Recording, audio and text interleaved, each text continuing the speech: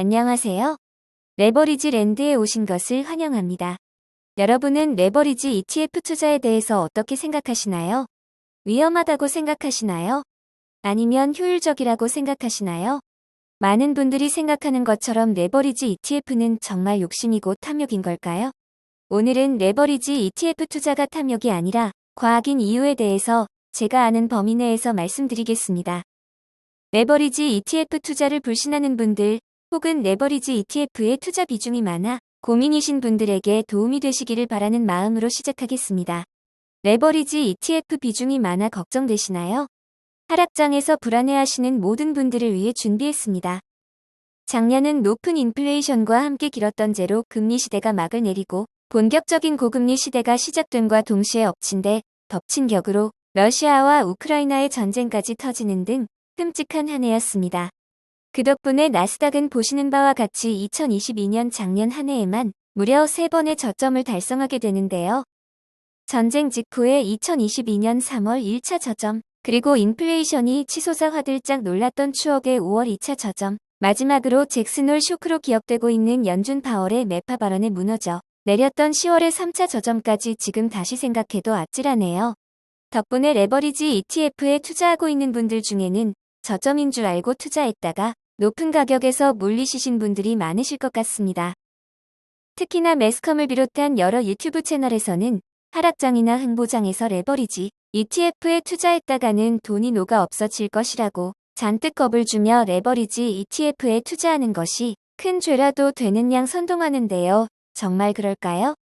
횡보장에서 높은 배수의 레버리지 ETF일수록 레버리지 잠식, 다시 말해 디케이 현상이 일어나게 되는데요. 그림에서 보시는 바와 같이 더 높은 변동성으로 인해 횡보장에서는 높은 배수의 레버리지 ETF가 일반 ETF에 비해서 더 큰 손실률을 기록하게 된다는 것은 과학적이고도 통계적인 사실입니다. 하지만 우리가 한 가지 간과한 것이 있습니다. 혹시 여러분은 시장이 정말로 하락과 상승을 나란히 반복하며 이렇게 착하게 움직여주는 것을 본 적이 있으신가요? 오랜 경험에서 알 수 있듯이 인간의 공포와 탐욕이 혼재되어 있는 주식시장은 절대로 합리적이지 않으며 중도에 위치해 있을 수가 없이 상승과 하강의 진짜 운동을 하며 극단적으로 움직입니다. 그렇기 때문에 갖가지 인간 심리가 엇버무려져 있는 주식시장에서 제 아무리 똑똑한 인공지능 프로그램을 가져다 놓는다 한들 시장의 장단기 하락을 정확히 맞추기라는 것은 불가항력인 것입니다. 주식시장을 흔히들 복잡기라고 표현하는데요. 시장을 예측하기 위해서는 고려해야 할 요소들이 너무나도 많기에 1년 후 시장의 방향성을 예측하는 것은 1년 후 날씨를 예측하는 것만큼이나 수많은 변수들 속에 불확실합니다. 다시 정리하자면 만약 횡보장이 지속된다면 디케이 현상으로 인해 레버리지 ETF는 분명 일반 ETF에 비해 더 큰 손해를 보게 됩니다. 하지만 이론적으로 상승장의 레버리지 ETF는 양의 복리 효과로 산술적인 배수 레버리지 ETF 이상의 상승 효과를 누리게 되어 있으며 반대로 하락장에서는 음의 복리 효과로 인해 산술적인 배수 레버리지 ETF 이하의 하락 효과를 누리게 되어 있습니다. 결론적으로 말해서 극단적인 상승장 혹은 하락장에서 레버리지 ETF는 받을 때는 원래의 위험가치보다 더 받게 되며 잃을 때도 원래의 위험가치보다 덜 잃게 된다는 것입니다. 물론 3배수 레버리지 ETF의 경우 하락장에서 우리가 체감하게 되는 MDD는 일반 1배수 레버리지 ETF와 비교해 보았을 때 큰 공포로 다가오게 되어 있습니다. 하지만 레버리지 ETF의 장점과 단점을 잘 이해하고 하락장에서 적재적소에 활용할 수 있다며 레버리지 ETF 투자는 우리에게 큰 부를 가져다 줄 큰 무기가 될 수도 있다고 생각합니다. 사람 심리가 참 이상합니다. 상승장에서는 TQQQ 투자에서 수익 내시는 분들을 그렇게들 부러워하며 쫓아 투자하더니 막상 하락장이 찾아오니 레버리지 ETF에 투자하시는 분들을 비난하고 레버리지 투자가 큰 죄라도 되는 양 비아냥거리는 소리를 주변에서 많이 듣게 되는 것 같습니다. 단언컨대 레버리지 ETF는 원래 하락장에서 더 유력한 무기가 될 수 있는 투자 방법입니다. 주식시장이 꽁꽁 얼어붙어 크게 하락했을 때 부지런히 평단가를 낮추며 매집 수량을 늘려나가다 보면 얼음이 녹고 상승장이 찾아왔을 때 그 수익률은 눈덩이처럼 불어나게 된다는 것을 알아야 합니다. 대폭락이 온다는데 무슨 말 같지도 않은 소리냐고요? 대폭락이 걱정돼서 레버리지 ETF에 투자하면 안 된다고 주장하시는 분들께 한 말씀만 해드리고 싶네요. 굿익이 무서워서 장 못 담굽니까? 상승장이 돌아왔을 때 전문가들이 가장 많이 하던 주장이 데드캣 바운스 타령입니다. 그렇게 매번 불안과 불신 속에 주장이 엇갈렸기에 300년 역사의 자본시장이 꾸준하게 우상향해 왔음에도 불구하고 정작 부자가 된 사람들은 극소수인 것입니다. 다음은 지난 10년간 나스닥 100의 1배수 ETF인 QQQ와 3배수 레버리지 ETF인 TQQ의 수익률 비교 차트입니다. 보시는 바와 같이 TQQQ는 QQQ와 비교했을 때 매년 빠질 때 더 빠지고 오를 때는 더 크게 올라섰습니다. 꾸준히 우상향했던 지난 10년간 QQQ가 7.4배 상승한 반면에 TQQ는 무려 86배 상승하게 됩니다. 그렇다면 부자가 되신 분들이 여기저기 많아야 하는데 정작 TQQQ의 장기 투자에서 수십 배 벌었다는 분을 본 적이 없는 것 같습니다. 그냥 가만히 있으면 되는데 인간의 심리가 어마어마한 변동성 속에 그냥 가만히 있기가 힘들었기 때문이겠지요. 조금만 하락 기미가 보이면 여기저기서 대폭락할 것이라고 잔뜩 겁을 주는데 저 같아도 졸렸을 것 같습니다.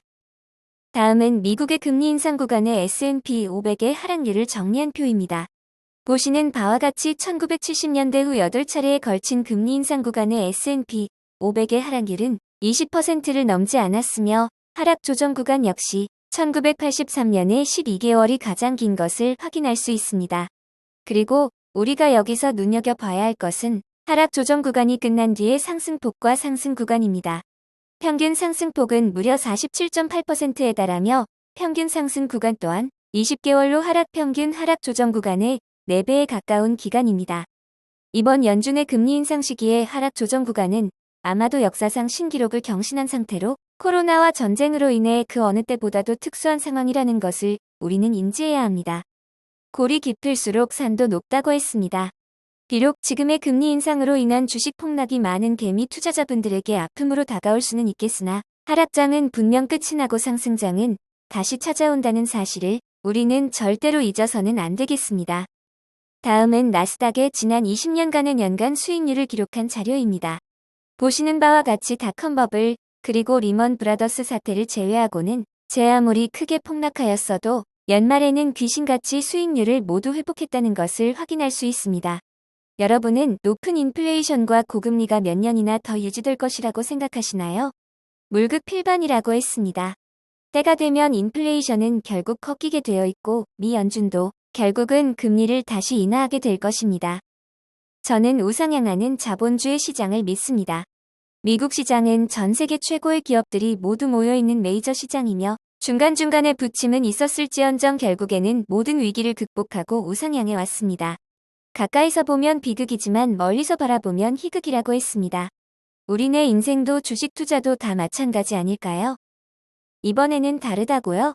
아니요. 미안하지만 이번에도 다르지 않습니다. 역사는 분명 반복됩니다.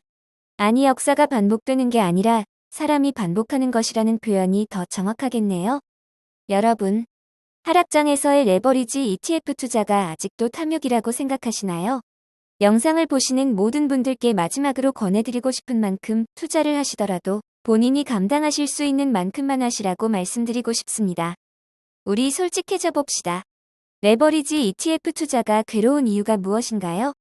바닥을 잡겠다는 욕심의 하락시에 몰빵 투자하여 물리신 분들, 나는 분명 시장의 단기 예측이 가능할 거라는 오만함으로 도박하듯이 상승과 하락에 베팅하신 분들, 그리고 큰 변동성을 감당할 마음의 준비가 되어 있지 않기 때문이 아닌가요?